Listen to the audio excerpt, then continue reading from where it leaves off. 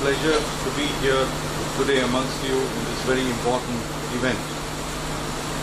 It's been said that vision without action is merely a dream, and action without vision just passes away in time. Vision with action has the power to change the world. Having said this, we are fortunate to have a whole influx of information and technology which has come into our entire gamut of industry.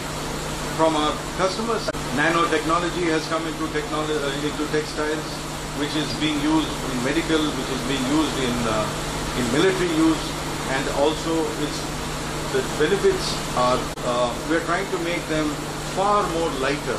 So earlier, maybe only foundry products were used. One day, I'm sure you will see more and more composites coming into our industry. So from the electronic side, from the materials and composite sides, people are working on technology, and that is going to make manpower redundant. Well, this is a trade-off we have. We have to have quality, very quick learners. Indians have a very quick knack for technology and a very good respect also for technology.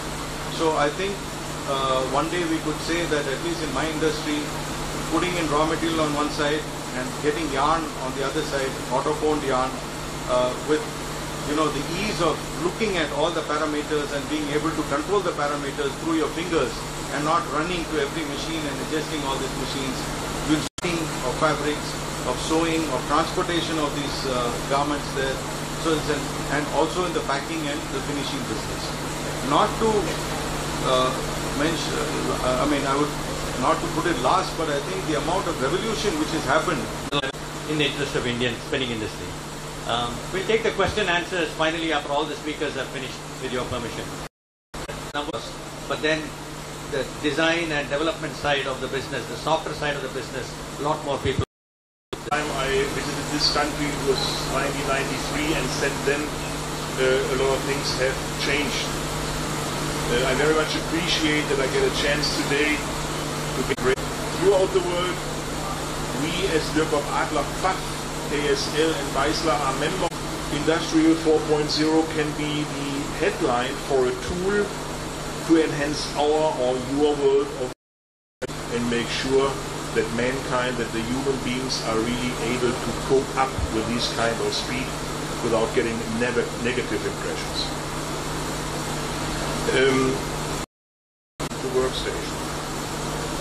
Control dashboards but in Gamma have a simple answer. In the statement which you have heard, which all of you have, with a continuous productivity, which is, sorry to say, only much better than anybody else. And the challenge for us as an example for the biggest single garment project realized in China within the last year.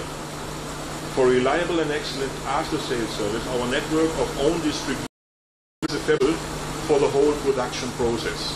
So the handling of the designs of, but we are working and investing heavily in R&D. Bring also the availability of smart and affordable handling robots and transport systems. We want to implement as one of the first countries, or we want to realize as one of the first countries outside of Europe, skilling already. One important to bring you the necessary technology, to bring you the necessary support for your production facilities in order to make you more competitive in order to meet the challenges of the globalized production world of textile. Last speaker, very familiar person. He's been addressing us practically at every one of our important events, Mr. Sodhi. He's been with Textile, and there he talks about the three unbundlings in the economic history of the industry that happened, the advances that great civilizations like India, China and the Mesopotamia we are seeing today in the factory. So there are 5 fundamental trends that we witness that are happening and which have an impact on technology in the textile industry. The first factor is the response. Imagine that Amazon, which was just a bookseller, will also be designing, producing, buying and selling clothes. I mean, the owners of Amazon said, that if they want to be a company which has to grow from $200 billion to $400 billion, they have to learn to do 2 things. First is to learn how to sell food, and the second is how to sell. And these are our buyers of future, not the Walmart. And these guys have no respect for tradition, and this requires a very quick response to the market and the flexibility, and therefore the machines that we need today have to be more versatile and to be able to produce at very high rates. The second trend that we are witnessing is that the increased share of blends in our. The Golden Lady launched a fiber called a Merino G, which is a hybrid between the natural characteristics of cotton with tencel and also the. The third issue, which of course we all understand, the trend towards higher quality, and not just the quality as such, but consistency of quality, the repeatability and the reproducibility and the high level of productivity.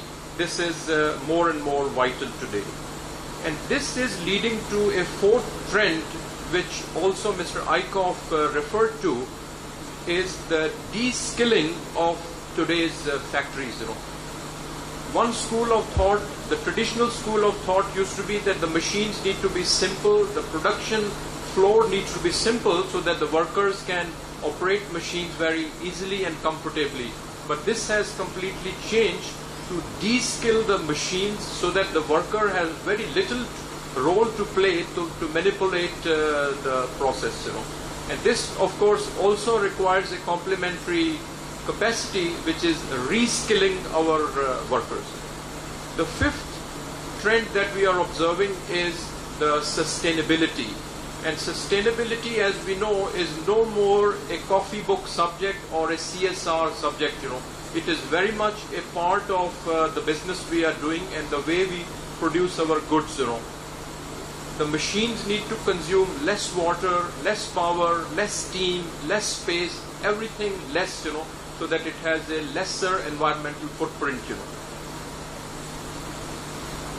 As far as the advancements in the textile technology are concerned, we all know that the first wave of advancements, that is in terms of process improvements, whether it is in terms of spinning productivity or efficiency or automation, this has already happened.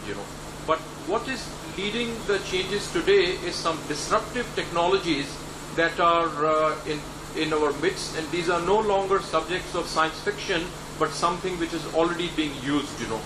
This is about additive manufacturing, this is about digital printing, this is about using camera-based systems to inspect your fabrics. We have seen large home textile companies which are producing glass fiber-based fabrics, companies which are using normal plain shirting fabrics. Today they have installed camera-based systems on their centralizers, even on their weaving looms, online, offline, on loom, to inspect the shade variation, to inspect the faults that they see on the fabrics and so on. I think the time is not so distant that the robots will be also able to mend the fabric and pluck out certain defects which have already happened. Digital printing, which used to occupy a negligible percentage of the total printed fabrics, today it has a share of 4%, and it is very much on course to gain a 10% share of the total amount of fabrics that are printed in the world. And this is again to respond to sustainability issues, speed issues, flexibility issues, and the versatility issues which are needed today. This is also being translated into the kind of factories. Today we get requests from our customers.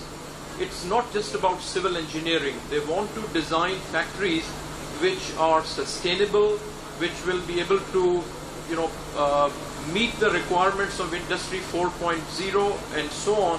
So therefore, the factories that Gearzy is planning today, we have to conceive the way the material moves in a factory so that we can even save 1 or 2 days of the material transportation or the internal logistics, using materials which are green, materials which are much lighter, and also to see how the use of technology can be adopted into the design of the factories itself.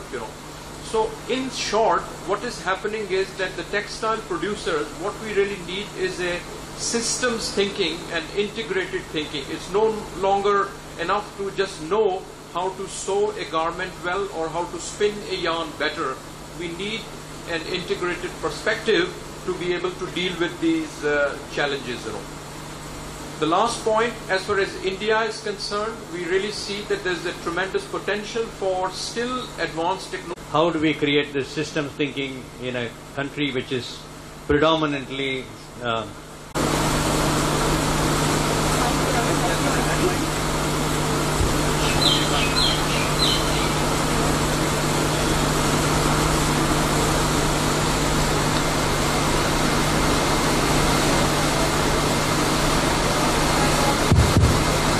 Good morning to all. My name is Rajiv Baroda, as an advisor on the textile value chain.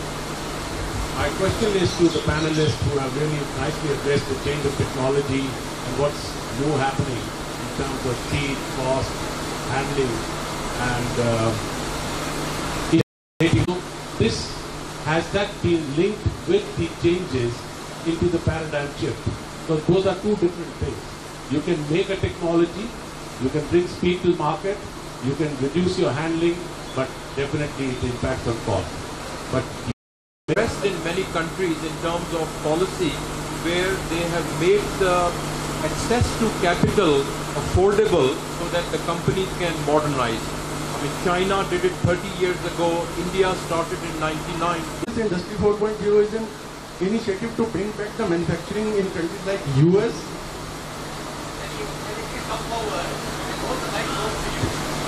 Yeah. So my question is to you, the Industry 4.0, looking to its cost, how it will implement in the Indian garment industry, sir, looking to the heavy cost. And second is of a machine supplier. This is a key issue. If I'm talking about I 4.0, there is no to produce the demand. So what I'm trying to say, being at the right time with the right equipment at the right place, this makes the difference. And that's what I partly mean with a change of paradigm to have the future Indian garment producers, might it be big ones or small ones, they have to adapt to the circumstances which is where the technology partner is able to produce, and we as a we'll be happy to answer. We have such a headache here. I know. That is organized. Let's confine the questions to our speakers. Forerunner for the textile industry towards modernization and development.